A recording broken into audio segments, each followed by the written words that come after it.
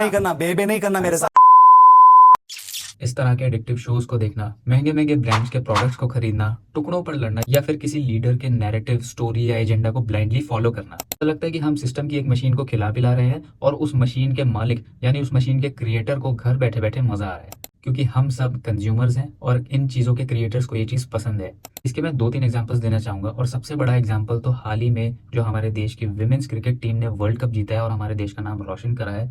I am sure कि इन लोगों को सिस्टम में कभी ना कभी ये बोला गया होगा कि cricket is a gentleman's game, पर इन लड़कियों ने सिस्टम में कंज्यूमर बनने से मना करा। कंज्यूमर उस नैरेटिव, स्टोरी या एजेंडा का जो लड़कियों को बोलता है कि घर बैठो, जो लड़कियों को बोलता है कि घर के काम सीख लो और जो लड़कियों को बोलता है कि शादी करके घर के काम करो। क्विक कॉमर्स हमारे देश में धीरे धीरे पैर जमा रहा है और लोगों को इस चीज़ की आदत डलवा रहा है कि 8 से 10 मिनट में कोई भी चीज़ आपके घर पे आ जाएगी।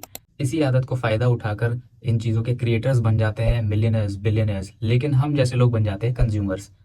अब आपने अक्सर देखा होगा कि आपके किसी दोस्त को या आपके किसी रिश्तेदार को इम्पल्सिव शॉपिंग की बहुत आदत होती है।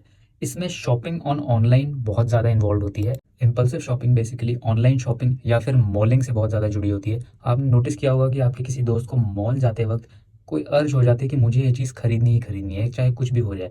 घर पे 5 बार दिन में ऑर्डर्स आते हैं अमेजोन से, फ्लिपकार्ट से। ये सब एक इम्पल्सिव शॉपिंग का रिजल्ट होता है। यहाँ तक कि WHO ने ऑफिशियली शॉपिंग की इस इम्पल्सिव आदत को एक डिसऑर्डर की तरह क्लासिफाई किया है, जिसका नाम है CBSD, यानी कि कंपल्सिव बाइंग शॉपिंग डिसऑर्डर। अब ये डिसऑर्डर बेसिकली इंसान की आइडेंटिटी से जुड़ा होता है। बेसिकली इंसान इसमें महंगी महंगी चीज़ें खरीदता है, जैसे कि महंगे कपड़े, महंगी घड़ियाँ, महंगे जूते या कुछ भी हो सकता है। और ये इम्पल्सिव बाइंग जो होती है वो बेसिकली ट्रिगर करती है इंसान के नेगेटिव इमोशन से, जैसे कि एनजाइटी या फिर लो सेल्फ एस्टीम की वजह से।